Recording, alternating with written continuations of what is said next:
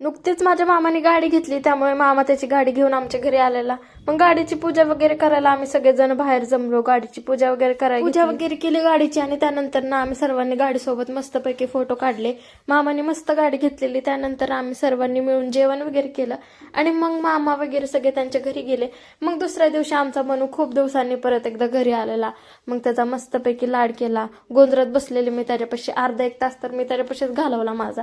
आणि त्यानंतर ना मला काम करायचं होतं, ते म्हणजे किचन आवरायचं होतं, गॅस वगैरे धुवायचं होतं. आणि तुम्हाला माहिती आहे किचन आवरायचं म्हणजे मला गॅस धुतल्याशिवाय चेन पडत नाही. ते मस्तपैकी मी किचन वगैरे आवरून, आणि त्यानंतर मी दुपारी अशी जी झोपले की डायरेक्ट 5 वाजताच उठले. आणि उठल्यावरती मी डायरेक्ट शाळेमध्ये गेले. मला तिथं पण झोप आलेली, डोळ्यावरची झोपच जात नव्हती माझ्या. तेवढ्यात शाळा सुटली, आणि शाळा सुटल्या जी पोरं अशी पळत पळत बाहेर आली. मला पण आठवलं जेव्हा आमची पण शाळा सुटायची अशीच मी पळत पळत बाहेर यायची. म्हणजे आमची रेस लागायची कोण पहिल्यांदा शाळेच्या गेटच्या बाहेर जाते. आणि मग माझा भाऊ इकडे मला लाडी गोडी लावत होता, दीदी मला खायला घेऊन दे. मग त्याच्या आवडीचं मंचुरियन त्याला खायला घेऊन दिलं, आणि मग आम्ही दोघे जण मिळून घरी आलो, आणि मग रात्रीचं जेवण केलं. बाकी आजच्यासाठी तर एवढंच.